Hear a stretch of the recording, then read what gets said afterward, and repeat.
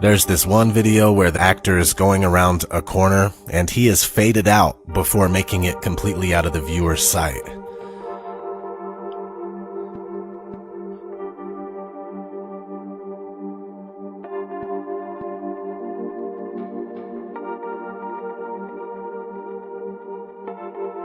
Let's not forget space bubbles.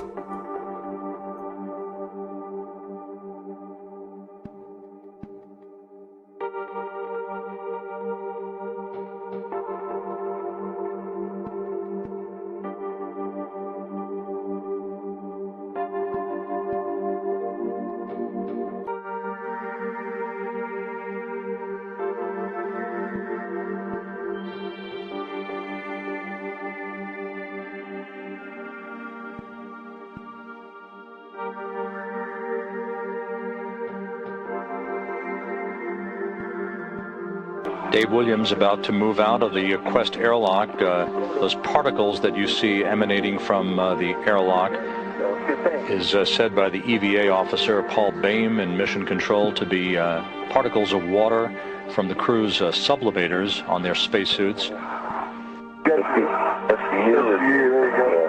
A little bit there. Okay.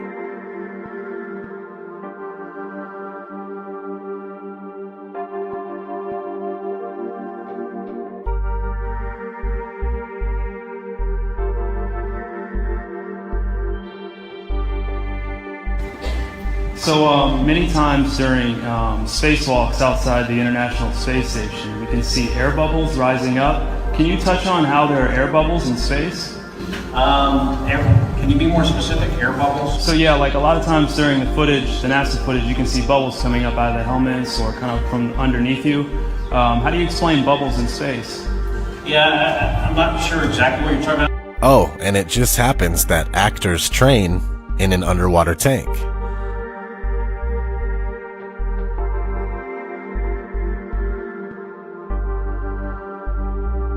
NASA tells us that the Earth is photoshopped because it has to be. It is photoshopped, but it's has to be. Then There was another layer to sort of simulate the atmosphere. and then there's this little bright spot. It's called the specular highlight. So it's the reflection of sunlight off of water. Those are the pieces, but you can't just slap them all together. It just didn't look realistic. It looks kind of flat, or the clouds are sort of too see-through. So I just hit Command Z a lot. There's artistry to creating the world. What I imagine it to be. Unfortunately, I'm not an astronaut. I've never been to space. Some NASA actors say that you can totally see stars when you're in space. Whilst in space, have you ever looked away from Earth into the black void? Yeah. All because the you can time. see. Yeah. Because you can see the stars. Oh yeah. You know, and pretty much all the time you can see the stars. Yeah. It's not which a is the black cool void. thing. I mean, it's black, but there's all kinds of little polka dots. There's all the stars there, and the cool thing is about it, you can see it during the day. Yeah, you can, and there's more than stars. You can see planets. You can Right. see moons. You see the gas Magellan clouds of the you Milky Way see galaxy. the Magellanic Clouds. Magellanic. See, I just wanted the Magellan there's a large clouds. I one didn't and a want to small one, right? Yeah. And then you can see the zodiacal light. Whoa. But the NASA actors from 1969 say that you can't see the stars in space. We were never able to see stars from the lunar surface or on the daylight side of the moon by eye without looking through the optics.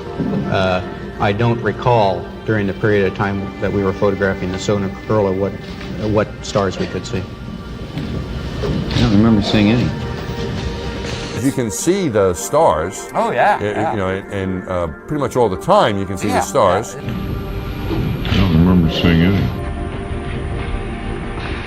NASA says that we can't leave low Earth orbit.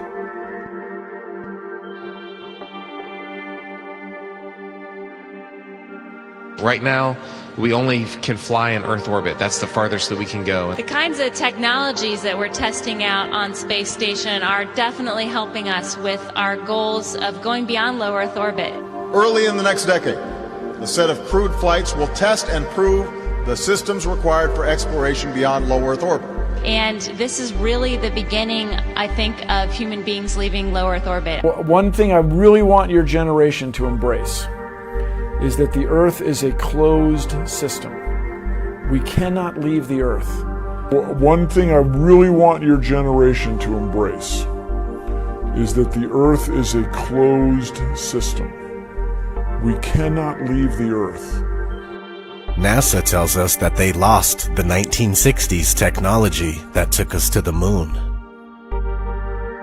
I'd go to the moon in a nanosecond. The problem is we don't have the technology to do that anymore. We used to, but we destroyed that technology, and it's a painful process to build it back again. The ultimate destination is Mars.